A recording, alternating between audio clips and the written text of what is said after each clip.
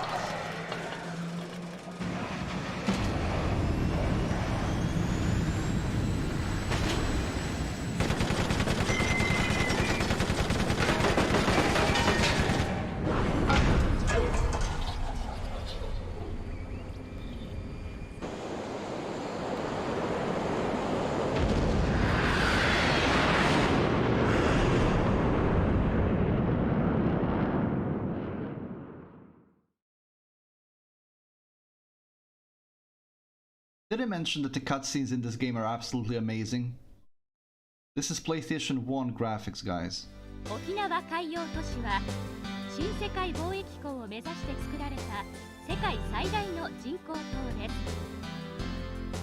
This is the artificial 最大 island of 全長 Okinawa. 5.9km の都市内には A good chunk of the game happens on that island, and the island itself plays a part in the story. I'm not gonna spoil, but また環境への最大限の配慮として海に流出した汚染物質をすべて回収・浄化する機能も装備しております。沖縄海洋都市は世界の未来をこれからも見つめ続けていきます。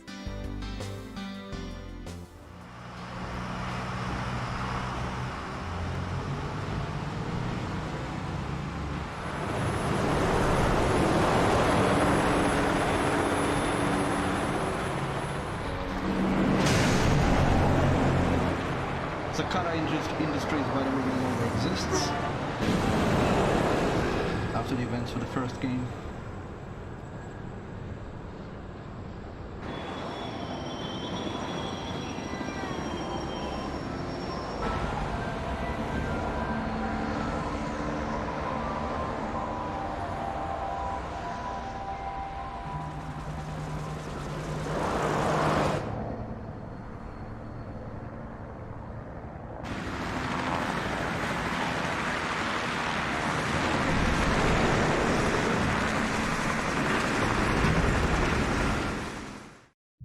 Nope, it's all good.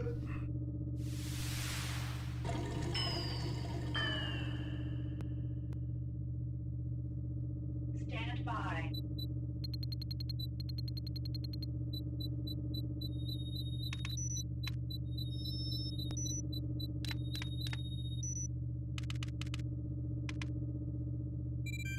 All systems ready.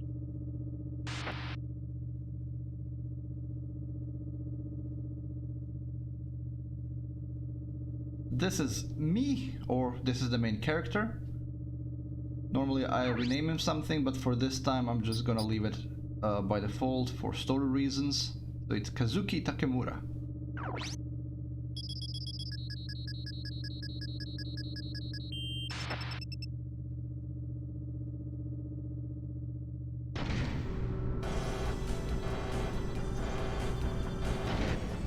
graphics are really, really good for PlayStation 1. The amount of detail that they managed to squeeze out of it is absolutely amazing.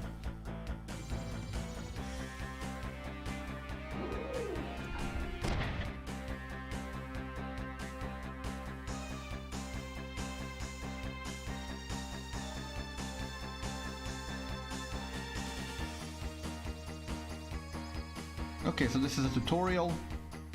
I can't really skip this. Movement is pretty much the same as it was in the first game and as it is in the second game. No differences there. It is a bit simplified this time around. The animations, the sprite animations are also much better. The menu is more easy to understand and get to. Rotate the map.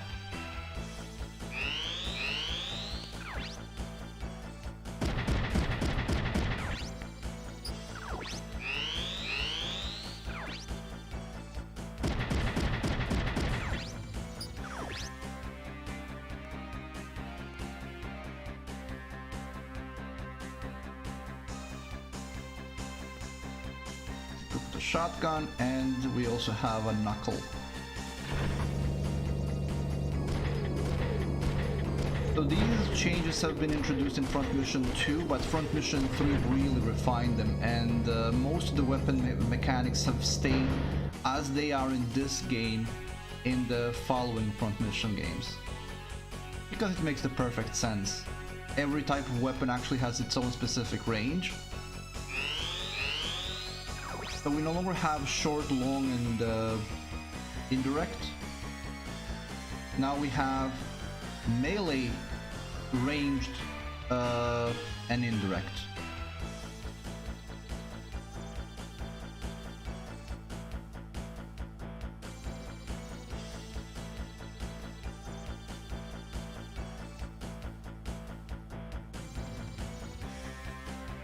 I'm just gonna quickly go through the ranges.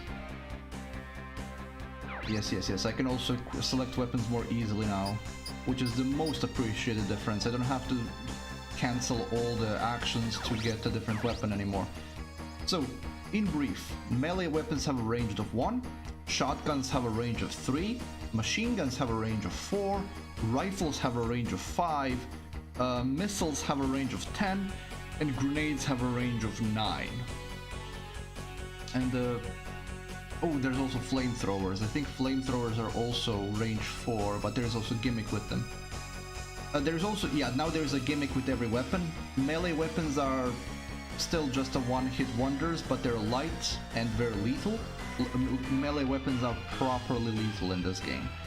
Not as lethal as they were in Front Mission 1, but of the strongest weapon you can build. But these time Vanzers actually have more defenses against them. One of them being shields. Shotguns spread 12 shots across all body parts. It's randomized. The spread is randomized, but it's very good. Shotguns, if you train the shotgun, it's very, very deadly. Machine guns fire 10 shots. So in this game, every weapon of the same type does the exact same amount of shots. It's just different damage output. The machine guns spread 10 shots randomly on the enemy. Rifles are 1 shot, a random location at long ranges. Missiles are a long range indirect but defendable, meaning that you can still select to defend it with a shield. Grenades are completely indirect. You can't defend against them, and they have a 5. It's like a circle, a range of 3x3 effect area. They can be quite deadly, but they can also be very random, so I don't like using them a lot. Flamethrowers are weird. Flamethrowers, you can invest from, I believe, 4 AP all the way to 12 AP for a larger number of shots. So it has about 12 attacks maximum, and each one attacks a different part of the body. It's only handheld weapon which does fire damage, and that's pretty much the only reason you would have one. I'm not going to be using flamethrowers in the scenario I'm going to be playing first. In the second scenario, there will be a character that will be using a flamethrower.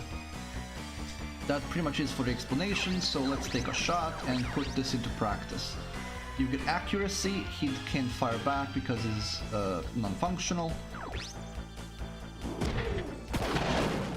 The combat animations are back, better than ever. For tutorial purposes, I have to go in and take a melee strike now. As you can see, it hurts a lot. Well, partially it hurts a lot because there is no defense class on this robot. You can see next to the machine gun icon and next to my knuckles, there is like an eye, a white eye and a blue P that stands for impact and piercing. Each weapon does a different type of, each weapon class deals a different type of damage, and you can set an armor preference on your Vanzer later on in order to mitigate that type of damage.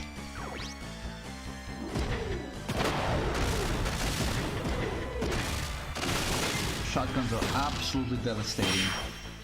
Shotguns are also great for training because you get the most amount of medals when you destroy something. You've seen that I've got medals. You get 2 medals for each body part broken and 3 medals for the destruction of the body. So, and plus another 2 medals for body part destroyed. You need 48 medals to gain a level. So the more body parts you destroy, the better. And the faster you level up. So shotguns level up the fastest. Or shotguns make your character level up the fastest. Consequently, rifles make your character level up the slowest because they still have a tendency to miss, which is something I still hate. Again, for variety, I will be building up each pilot differently, with a different weapon that he will be pursuing. So the engineer that's here from the Japanese Defense Force that is looking into buying this Vanzer is now telling the pilot to switch telling the scientist to switch the Vanzer to fighting mode so that they get battle data. It's just for tutorial purposes. This Vanzer is not a threat at all, even when he's firing back.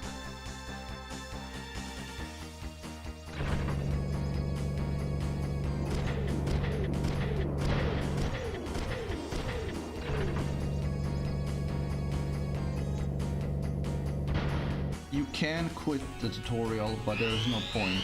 I would like to get some extra experience.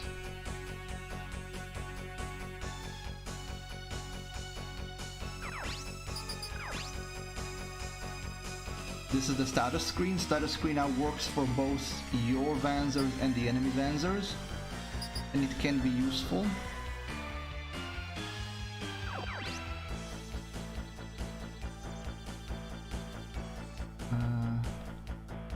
His range is 4. Oh, he needs to come closer anyway. Now, when somebody's firing back at you, you can see what their accuracy is.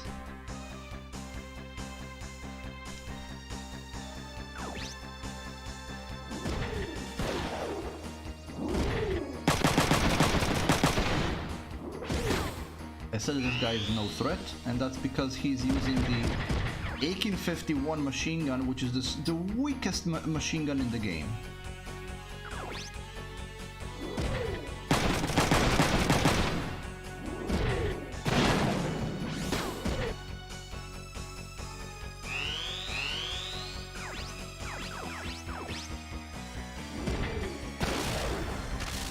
She managed to survive that. And you can see I get experience for the weapon type I'm using.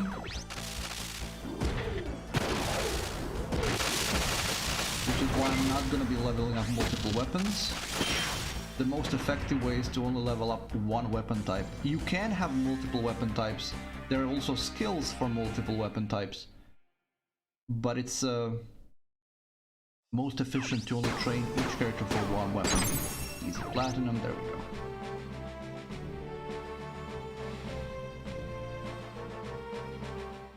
You get a medal rating at the end of every battle, and there is kind of a purpose to it, and that is if I'm gonna overwrite that. Now I'm gonna forget I'm gonna overwrite it. If you get a lot of platinums, you can get the secret Vanzer early. If you don't, then you have to wait until near the end of the game to get the secret Vanzer, which is very overpowered. So it's kind of a good thing you can only get it late game. I am going to be getting that secret Vanzer and the secret weapon that comes with it.